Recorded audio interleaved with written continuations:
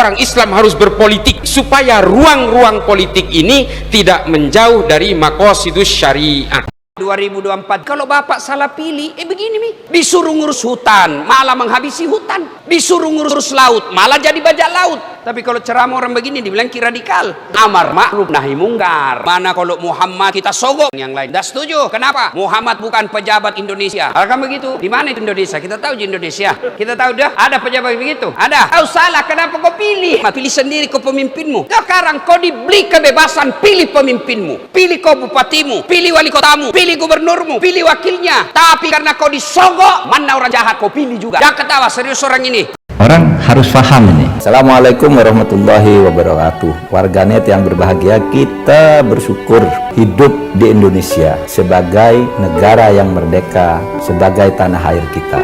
Mari cintai tanah air kita ini agar kita bisa melaksanakan perintah Allah dengan sebaik-baiknya. Perang Rusia dan Ukraina mempengaruhi rantai pasok global. Perang menahan pemulihan ekonomi dengan ancaman krisis pangan serta energi menghantui. Di Indonesia, investasi dan perdagangan menjadi pilar pertumbuhan. Di saat perdagangan internasional dan rantai pasok global terkendala sentimen global, investasi pun tertekan seiring enggannya para investor yang masih menahan diri untuk kembali menanamkan modal. Kementerian Keuangan memperkirakan ada 4 tantangan global yang harus dihadapi. Tantangan pertama adalah ketegangan geopolitik. Kedua yaitu cepatnya perkembangan teknologi digital. Satu sisi membawa manfaat bagi kehidupan manusia, tetapi di sisi lain menghadirkan tantangan berupa penghematan tenaga kerja manusia, persoalan privasi dan keamanan cyber. Ketiga, perubahan iklim serta respon kebijakan yang mengikutinya. Keempat, COVID-19 telah menjadi bukti bahwa munculnya sebuah pandemi tidak bisa terelakkan.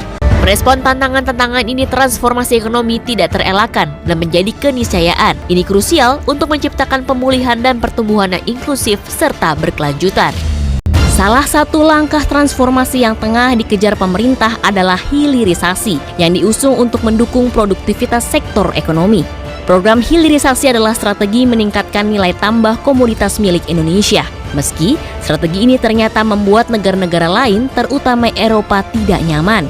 Namun, pemerintah tetap kukuh dan terus maju menyetop ekspor mineral mentah hasil bumi Nusantara.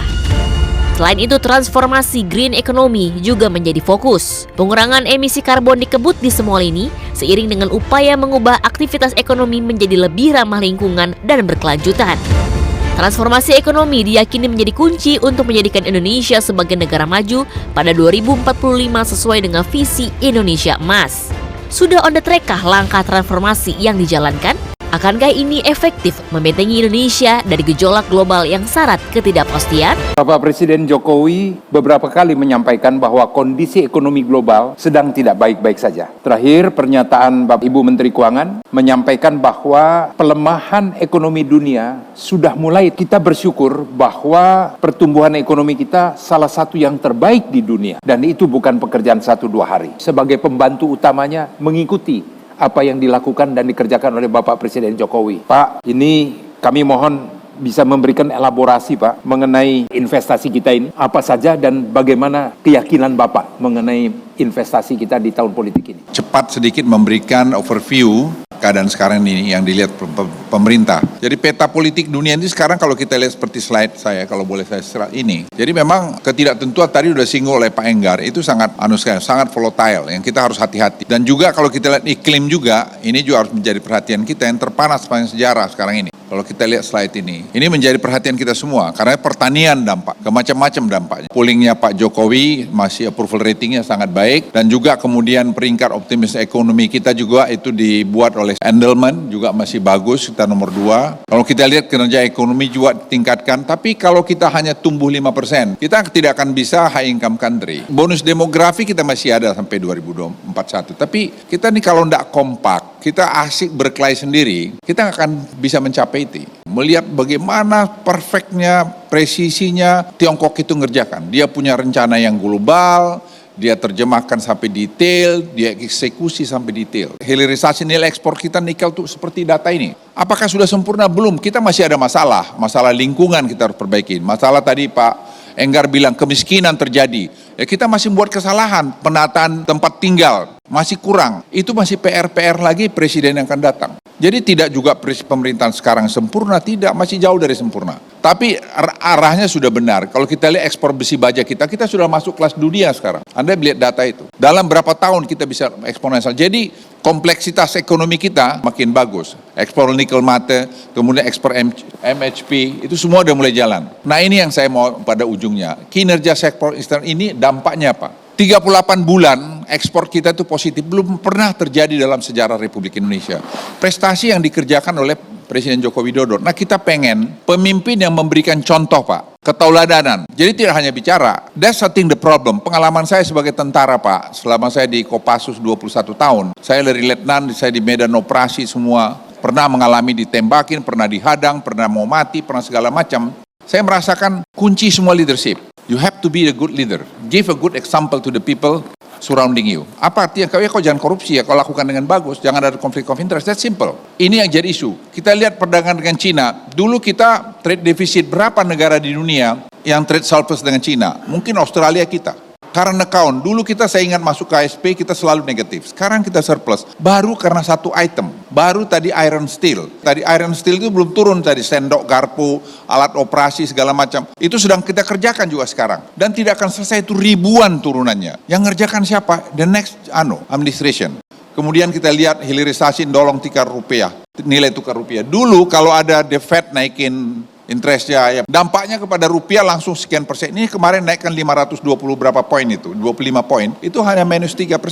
Ini datang dari bulan apa? Kan tidak, karena tadi apa struktur ekonomi makro kita bagus. Kemudian hilirisasi di daerah, saya cepat sedikit, terus ekonomi Sulawesi Tengah, ini juga kalau kita lihat makin kompleks. Kemudian kita lihat tadi, ini investasi. Dulu ini kita di timur itu investasi kita hanya 40%, lainnya itu udah hampir 60% Jawa Sumatera. Sekarang agak slightly lebih banyak di Indonesia Timur, 51%. Jadi artinya ada equilibriumnya itu, equality itu mulai kelihatan. Kemudian, nah ini yang saya ingin tunjukin. Ini kalau yang kanan ini baru iron steel yang merah itu. Turunannya ini, itu mau ngerjain siapa? Nggak usah ngomong-ngomong, kerjain aja itu. Whoever going to be our next president, this is your homework. I'm telling you. Aku bicara kedua calon presiden, aku bilang, kamu lihat ini mainanmu nanti. Nggak usah repot kau cari mainan, ini mainan. Ini belum kita kerjain semua Pak, bauxit baru mulai. Ini tembaga kita udah mulai masuk dengan copper foil. Ini kemudian timah kita baru menginventarisasi. Kita belum bicara nanti dengan seaweed. Kita belum bicara nanti dengan gas. Paling kita ekspor LNG, kita impor LPG. Semua kita bikin dalam negeri aja. Tapi kontrak yang ada kita tetap penuhin. Selesai kontrak itu jangan kita perpanjang. Pak, bauxit hilirisasinya Bapak lihat nih. Mau berapa presiden nyelesaikan, gak usah rebutan kerjaan. Gak usah sok pintar bilang gua pintar, enggak ini bodoh-bodohan aja. Tentara aja bisa ngerjain kok, gak perlu Pak Dede Basri ngerjain ini. Tentara Pak ini saya nyuruh anak buah saya nih, kau bikin dulu batang industrinya itu saya bilang. Karena dulu kita ada juga di tentara, waktu saya dosen di Seskuat. Kalau Anda lihat lagi, ini yang kita buat, investasi. Bagaimana ekosistem ini jadi. We are not building only one industry, we are building the ecosystem. Itu yang harus jadi, dan negara ini belum pernah berpikir seperti itu. Dan ekosistem ini tidak akan bisa selesai sendiri Pak. Kemudian kalau kita lihat lagi, mendorong transisi EV. Tadi baru rapat EV, baru kita putuskan. Kita ini kadang-kadang gini, selalu membandingkan kita itu kurang penerimaan. Saya bilang Bu Ani, ya kurang penerimaan, tapi kan orang investasi, pajak segala macam. Tadi kita putusin, kita bersaing, Presiden bilang udah kita pokoknya tidak boleh kalah sama negara lain. Kita kasih insentif lebih bagus dari Thailand. Jadi kita berharap nanti BYD masuk di kita, Tesla masuk di kita, saya ketemu Elon nanti bilang, look Elon, this is the incentive they're going to give to you. Ya kau punya Starlink, kau bisa market Indonesia. Jadi sebenarnya no matter how do we convince them to invest in Indonesia. Tapi satu teman-teman yang saya sampaikan, orang banyak yang tidak tahu mengenai Indonesia. Tadi BlackRock datang ke kantor saya si Gordon tadi. Itu dia terperangah-perangah saya jelasin tadi, Gordon tadi. Saya 1 jam di kantor. Saya bilang, Gordon, look, this is how do we do it. Ya, this is how do we do it. Kemudian Anda lihat seaweed. Seaweed ini siapa yang mikirin? Ini billion of dollars karena kita bisa dapat dari sini nanti biodiesel. Kita punya 12 juta hektar sekian, 10% kita bikin 1,2 juta hektar. Kita bisa grow di situ seaweed dengan teknologi yang bagus.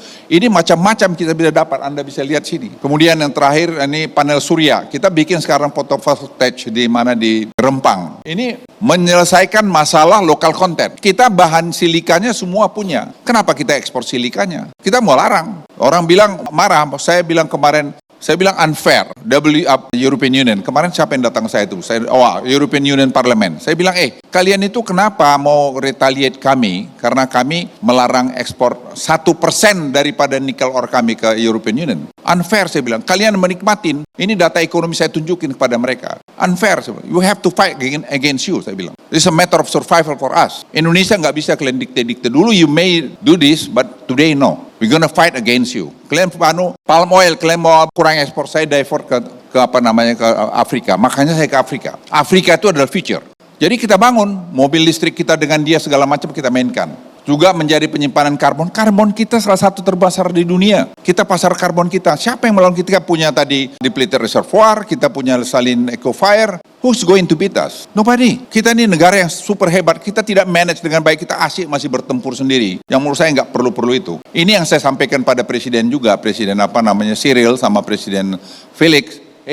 Mr. President, that's what we are doing now in Indonesia. Kemudian tadi dana desa, saya pikir orang tidak banyak pikir dana desa ini dilakukan Presiden Joko Widodo, itu membuat equality sebenarnya.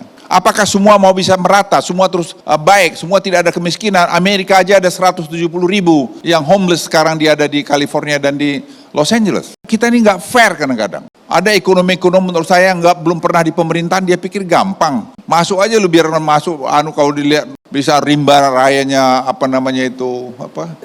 birokrasi itu, baru nangis Bombay kamu.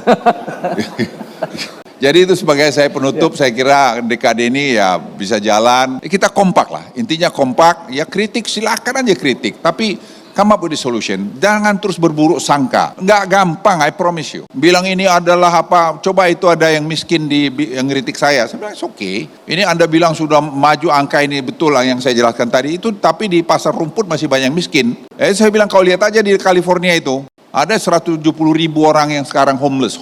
We don't have a homeless here. Itu aja dari saya. Jadi saya pikir saya senang sekali bisa ketemu dengan Pak Enggar maupun Pak Prof. Ya untuk sharing apa yang kita dapat. Jadi saya pada teman-teman yang hadir juga, please, ini kerjaan kita rame-rame, tanggung jawab kita rame-rame, dan tidak perlu ada yang merasa paling pintar atau paling hebat dari yang lain. Kita semua kalau saling bahu-membahu membawa Indonesia ini pasti akan lebih bagus ke depan. Terima kasih. Saya berpikir sudah saatnya mungkin Indonesia itu melakukan investasi pada field di Vietnam, di Myanmar, di Kamboja. Jadi kalau kita satu hari membutuhkan beras, kita import dari perusahaan kita yang ada di negara sana. Jadi ide mengenai self-sufficient is not locally produced but locally owned. Dalam pemenuhan kebutuhan masyarakat tidak lepas dari kegiatan ekspor-impor. Saya resmikan penggabungan Pelindo 1, 2, 3, dan 4 menjadi PT Pelindo. Penggabungan Pelindo menjadikan konektivitas maritim semakin kuat. Dengan pelayanan yang semakin cepat dan efisien, Pelindo sebagai operator pelabuhan berstandar internasional siap bersinergi menjadi gerbang perekonomian Indonesia untuk dunia. Pelindo, Indonesia Maritime Gateway. Merdeka! Tempat ini menjadi saksi bagaimana pidato Bung Karno selalu menggetarkan. Dedication of life disampaikan di sini, mengajarkan kita agar bisa mengabdi pada bangsa dan negara. Pak Jokowi mewujudkan itu. Infrastruktur yang hebat, IKN yang tidak hanya memindahkan tempat dan ibu kota, tapi membuka mindset, merubah mindset untuk menjadi negara maju, termasuk hilirisasi industri yang akhirnya kita diperhitungkan oleh dunia. Hari ini kita meneguhkan hati, bekerja keras dengan api semangat yang tak pernah padam, menangkan PDI Perjuangan dan calon presiden PDI Perjuangan Ganjar Pranowo. Siap? Siap? Siap? Dengan tingkat kepuasan yang akan sampai 82,2%, banyak yang meyakini, analis politik satu suara mengatakan bahwa Jokowi adalah Kingmaker 2024. Semoga Allah senantiasa menuntun kita di jalan yang diridhoinya. Aku qouli hadza, astaghfirullah li wa lakum. Wassalamualaikum warahmatullahi wabarakatuh. Terima kasih.